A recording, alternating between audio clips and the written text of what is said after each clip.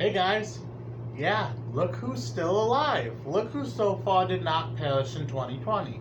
Sorry, atheists and Muslims, I'm still here. I'll be back to rip you guys a new one eventually. I'm just currently dealing with the purge. 2020, or as I like to call it, the year God went on vacation, is pretty keeping me on my toes. I haven't even made that many videos. But there's a comedian named John Oliver who has recently given his comedic take, and I watched his show last week tonight because he's pretty funny, but I don't agree with what he says, which is kind of weird. I'm not a liberal. I don't agree with a lot of what he says, but he's kind of funny. He makes jokes.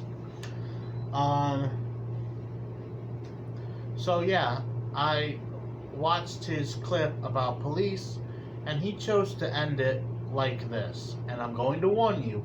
You are about to see a black lady yelling about inequality. It goes without saying, you better lower your volume. I'll give you 5 seconds to do it, then the clip is playing.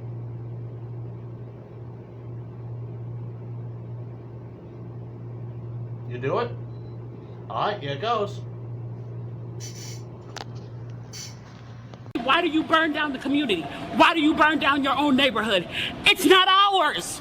We don't own anything. We don't own anything. Trevor Noah said it so beautifully last night. There's a social contract that we all have. That if you steal or if I steal, then the person who is the authority comes in and they fix the situation. But the person who fixes the situation is killing us. So the social contract is broken. And if the social contract is broken, why the fuck do I give a shit about burning the fucking Football Hall of Fame, about burning a fucking Target? You broke the contract when you killed us in the streets and didn't give a fuck. You broke the contract when for 400 years we played your game and built your wealth. You broke the contract when we built our wealth again on our own, by our bootstraps in Tulsa, and you dropped bombs on us. When we built it in Rosewood and you came in and you slaughtered us. You broke the contract, so fuck your Target. Fuck your Hall of Fame. As far as I'm concerned, they could burn this bitch to the ground. And it still wouldn't be enough. And they are lucky that what black people are looking for is equality and not revenge. Alright, so if your eardrums survive that and you can still hear me, I would like to say that I've been suspiciously quiet on YouTube because I have some very strong words for people who think like her. I have words so strong and so direct, Mr. Hyde would blush. But I like to be sympathetic, and I like to understand that just like many black people during this time, she's very just upset about what happened. She's probably upset, scared, and hurt. And people who are upset, scared, and hurt do not make good decisions. That's how they end up on the John Oliver show screaming about some contract and burning the community down. Which seems incredibly stupid to me because just imagine if the slaves back in the time of slavery said, "What? This is all master's given us? They're giving us just this little shed? We're gonna burn this shed down. That'll teach them." That would be stupid, because every other slave living in that shed with you would be like, "No, don't do that." You know, if you're living in a crappy community because of racism, and you burn it down, now you're living in a crappy, non-existent community because of racism, and you have a thing for starting fires. At the end of the day, she's yelling about a Target and some other thing. Listen, I'm not white. I am part black. I think I get to talk about this. I didn't exactly check the color chart, but I think I'm black enough to talk about this. I'd like to say that it just doesn't make any sense. And I'm willing to grant that woman that maybe this was really soon after George Floyd's death. She's really upset and just passionate. And essentially, when I look at what's happening in the world, what the black community, pretty large portion of the black community has done. Many people like the Amazing Lucas, black Christian apologists, even black police officers have done a pretty good job. You know, what do you meme and all that? What do you meme is recent video. Some black people have done a very good job speaking out against this. And they're blacker than me, so I know they check the right shade on the color chart. But, you know, what many black people have done is every racist white police officer's wet dream. And you know how I know that? Because there was a police officer.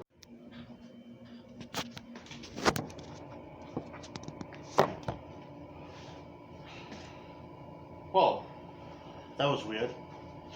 Either way, they know this because there was a police officer that they went through his audio files on his camera, and he was talking about how when the police get defunded and there's gonna be anarchy, we're gonna march through the streets and we're gonna kill these, and they use the N-word. And that's something I'd like to ask every person, regardless of race, if you're in favor of defunding the police, who's gonna arrest the bad apples once you've gotten rid of and made powerless the good apples? Oh, didn't think about that, did you? But nonetheless, here's the scene that really inspired me to make this video from John Oliver's latest episode of Last Week Tonight. Here it is. Watch it and you'll hear what I have to say afterwards. Back in 2010, when Texas was reviewing its state standards, one parent made it very clear that the main history he wanted his kids taught was that of American exceptionalism. The one thing I want my kids to know when they get out of school about America is that the worst day in America beats the best day in any other country. That seems pretty easy. It seems like there becomes this great focus on the negative history of America. Instead of saying, take for instance slavery, instead of looking at it in a positive light that Americans overcame something as evil as slavery, and that we're still a great nation today, should be a testament to the kind of American spirit that exists in this country. Okay, so there's a lot to unpack there. First, your worst day in America really depends on who you are and, importantly, when you are. There is a reason, for instance, Marty McFly was white, because black people generally don't hang around with John C. Calhoun lookalikes who are obsessed with going back to the 1950s. And second, Americans did not overcome slavery. Certain Americans overcame certain other Americans, and slavery was ended. But whether it was overcome is very much another matter. And look, while I understand any parent wanting their kids to be taught something inspiring, what he's essentially asking for there is for his kids to be misinformed. And that is essentially the part that I straight up disagree with. He was not asking for his kids to be misinformed. That's how people who think like John Oliver always spin it. We don't want people to be misinformed. We just constantly don't want people to be taught and emphasize the bad things about our country. Even as someone who has studied history immensely, I can think of probably 2 good things that I was ever taught inspiring about America in my history studies. Actually 3. 1 was we killed Osama bin Laden. 2 is we won World War II. And 3 is what was it, the Industrial Revolution. Either way, at the end of the day, when I look back at what some of my classmates and me were taught in history class, it was mostly negative. Somebody once said, Trey, I think that's why you excelled in history, because history, as it's presented, is like a horrible, dramatic, almost horror movie type thing, and I love horror movies, so subject that is like a giant horror movie, I could really get into.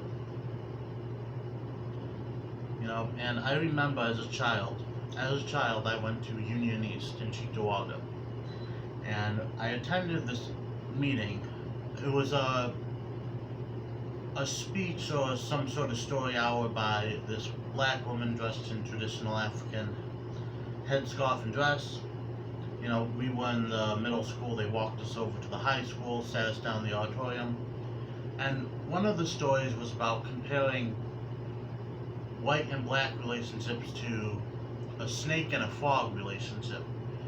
Was a story about a frog and a snake and the friends, but then the snake tells its dad that it's friends with the frog, and the snake's dad says, "You have to eat the frog." And the frog tells its dad, "I'm friends with the snake," and the dad says, "Well, you have to stay away from the snake." And that story ends with the frog and the snake seeing each other, and the snake says, "Sorry, I had a customer walk in." And the snake says, the frog and the snake see each other one last time, and the snake says, "Well, my dad said I'm supposed to eat you." And the frog says, "Well, my dad said I'm supposed to stay away from you."